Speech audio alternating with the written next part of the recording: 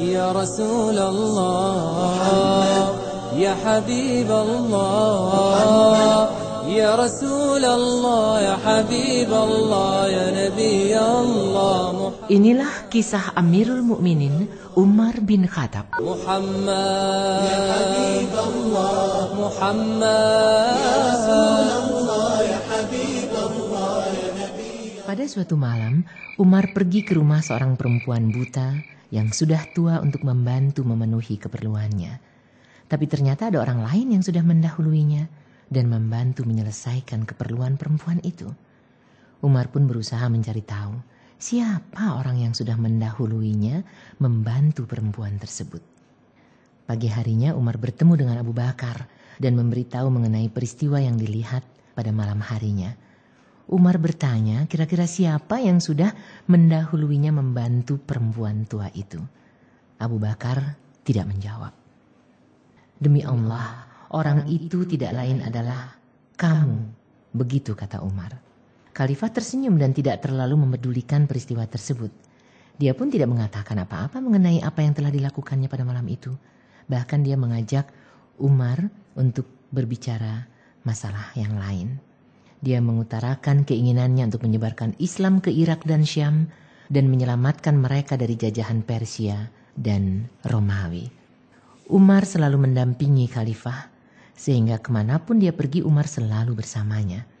Posisi Umar bagi Khalifah bagaikan posisi seorang menteri atau penasehat bagi seorang presiden. Dengan demikian, kapan saja dibutuhkan, dia bisa memberikan masukan kepada Khalifah, baik dalam urusan pemerintahan maupun di dalam urusan hukum keagamaan.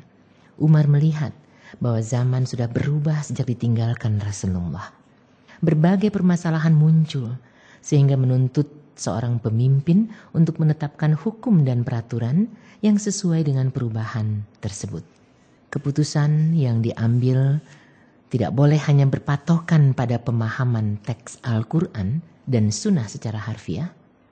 Untuk menghasilkan sebuah keputusan hukum yang bisa dipertanggungjawabkan, harus mencari sebab dan hikmah di balik hukum tersebut, dan harus mengaitkan keduanya agar Islam mampu mengikuti perkembangan zaman yang terus berubah. Umar berpendapat bahwa mengetahui ruh syariat Islam adalah termasuk ajaran Rasulullah SAW.